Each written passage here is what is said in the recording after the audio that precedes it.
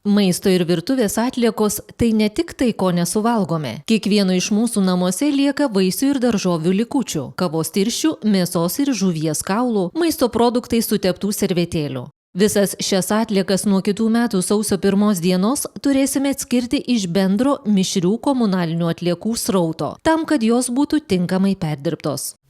Vienas iš naujų etapų mūsų valstybėje yra numatytas maisto atliekų atskiras surinkimas.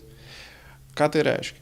Reiškia, kad dabar namų ūkyje savo kibirėlių diapazoną esantį po virtuvinę kriauklę dažniausiai, ar bet kur, turėsime papildyti dar vieną talpą, kuri gali būti įvairiaus pobūdžio. Tai gali būti kibirėlis, tai gali būti jau panaudotas maišelis, taip skatinant vėlgi pakartotinį naudojimą.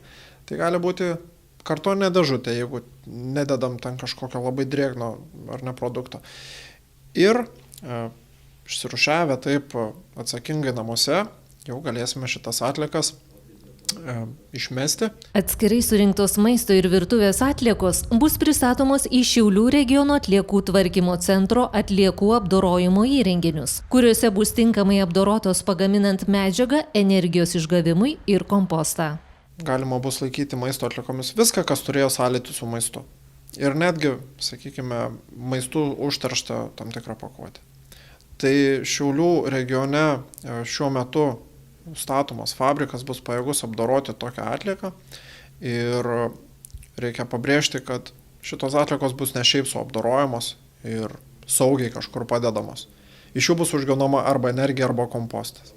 Šiaulių regiono atliekų tvarkymo centras, siekdamas supažindinti gyventojus su artėjančiu maisto ir virtuvės atliekų rūšiavimu, vykdė maisto ir virtuvės atliekų kibirėlių dalinimo akciją. Daugiabučių namų pirmininkai ir administratoriai turėjo galimybę nemokamai aprūpinti administruojamo daugiabučio namo gyventojus rūšiavimo priemonėmis.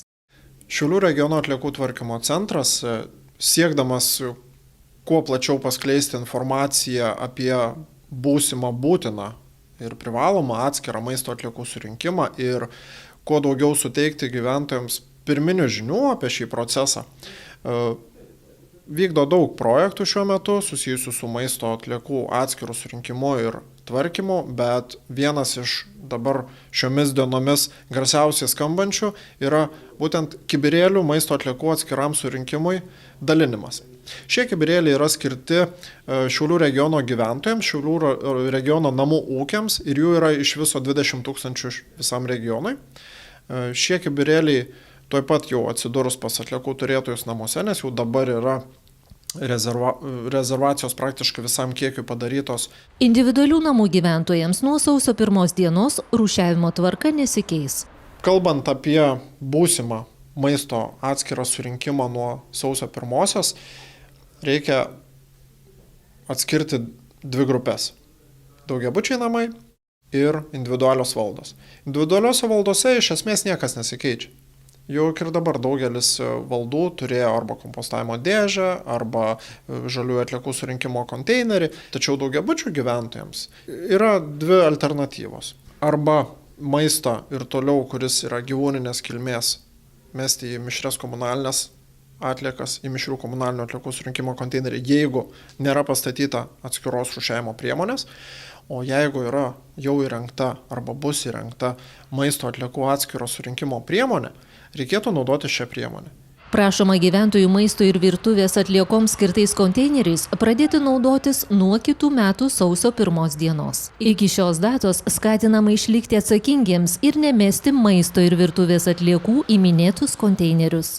Kiekvienos savivaldybės gyventojai tikslę informaciją apie tai, kaip reikėtų jų valdoje elgtis su maisto atliekomis, rastų tiksliausia Šiaulių regiono atliekų tvarkymo centro tinklapyje arba savivaldybės puslapyje.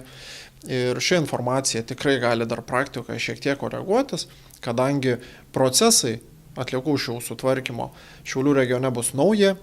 Šiaulių regiono atliekų tvarkymo centras matys, kaip vyksta tie procesai, ką galima patobulinti ir iš tikrųjų tai gali šiek tiek atsiliepti ir koreguoti būsimus atliekų turėtų įpročius maisto atliekų rūšiavimo srityje.